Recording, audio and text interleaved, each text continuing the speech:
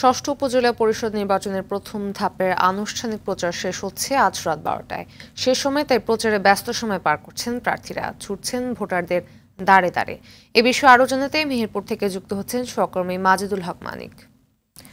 মানিক, শেষ মুহূর্তে নির্বাচনী প্রচার কেমন চলছে আমাদের জানাবেন?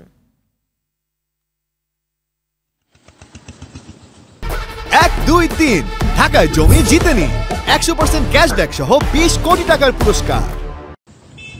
আমরা দেখেছি যে গতকালকে রাতেও হচ্ছে জমজমাট প্রচারণা ছিল। প্রার্থীদের সাথে আমাদের কথা হয়েছিল, তারা বলেছেন যে আগামীকাল অর্থাৎ আজকে যেহেতু প্রচারণার শেষ দিন এবং শেষ রাত হবে প্রচারণা, যার কারণে তারা শেষ মুহূর্তে মোটরসাইকেল বা যে ছোটোখাটো শোভাযাত্রা ছিল, তারপরে মোড়ে মোড়ে বিভিন্ন এলাকায় গণসংযোগ এবং পথসভা ছিল এবং ভোটারদের বাড়ি বাড়ি গিয়ে অর্থাৎ ভোটারদের দাঁড়ে দাঁড়ে গিয়ে ভোট চাওয়ার যে দৃশ্য, সেটা অন্য যে কোনো দিনের চেয়ে গতকালকে রাতে ছিল খুব বেশি।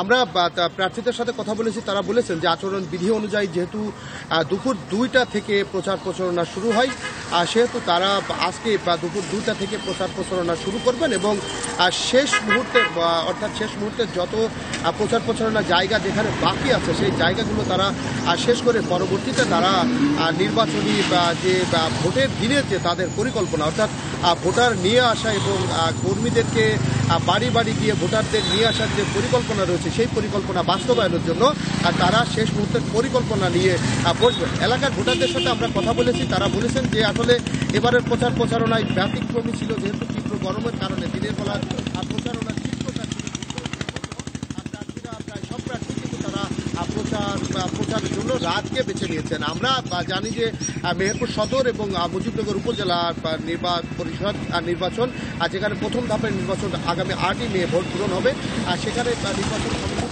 ভোট গ্রহণের প্রস্তুতি শেষ করেছে। নির্বাচন কমিশন থেকে অর্থাৎ জেলা নির্বাচন অফিসার থেকে যিনি রিটার্নিং অফিসারের দায়িত্বে আছেন, তিনি আমাদেরকে নিশ্চিত করেছেন যে আপনি আমাদের সঙ্গে থাকুন, আমরা পরবর্তীতে আবার আপনার সাথে যোগাযোগ করব।